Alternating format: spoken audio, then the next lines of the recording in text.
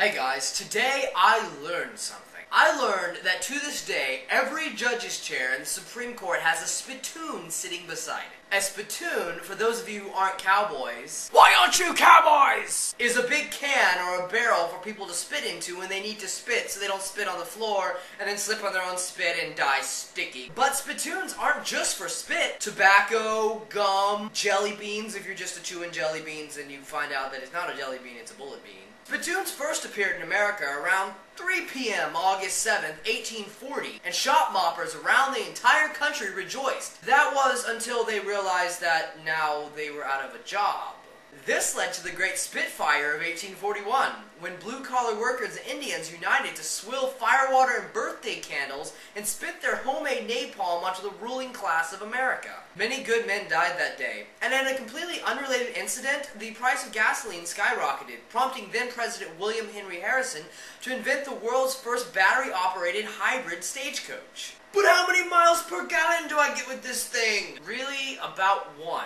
That would take me beyond the limits of the western border of America. And so, in their hybrid SUV, Meriwether Lewis and his sidekick, In Clark, embarked on a wild journey west, embarking deep into Indian territory, opening up brave new trade routes, and discovering marijuana in the process. There was just so much weed coming back into America that pretty much everybody had cottonmouth.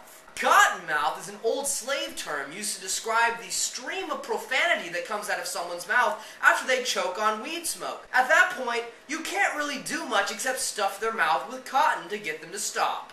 Now, much like today, the biggest consumers of marijuana in 1840s America were the college students, and the Jews, and the Supreme Court judges. So because these judges just kept a-cussin', an organization of good-hearted women sprang up, calling themselves the Organization of Good-Hearted Women Dedicated to Stopping the Cussing of Federal Court Judges. And they all carried bags of cotton. And the judges kept a-cussin' and the women kept a-stuffin' until everybody's mouth was just full of cotton and nobody could get anything done in the Supreme Court. And old President Harrison didn't know what to do, so he lit up a joint and invented disco. So something had to be done. So finally, Lewis and Clark get back all soused up on the firewater, and they're getting arrested right when they get back into town because they're driving their expedition boat, and they're a little drunk at the time, so they get arrested, and they get taken to court, and they see that everybody's just going because they got cotton in their mouths, and Lewis is like, am I tripping? Everybody's mouth is full of clouds, man. And so then his sidekick Clark is like, I know what we can do. So they stole a bunch of old used spittoons from the barber shop next door, and they put one of these besides each of the judges' chair, so that each of the Supreme Court justices could not only spit out the cotton, but also relieve themselves of the pain of wooden teeth.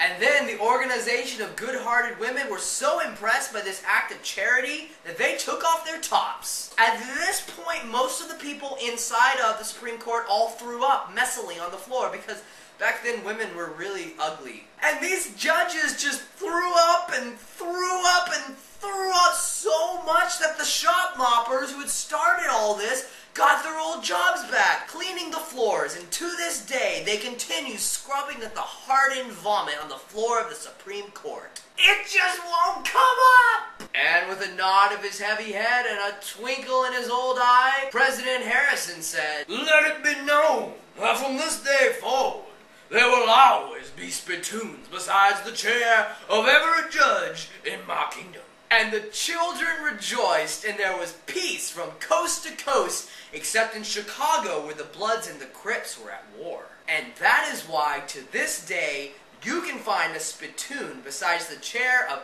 every Supreme Court judge, if you somehow manage to get into the Supreme Court and to the chairs. And that's what I learned today. Pass it on!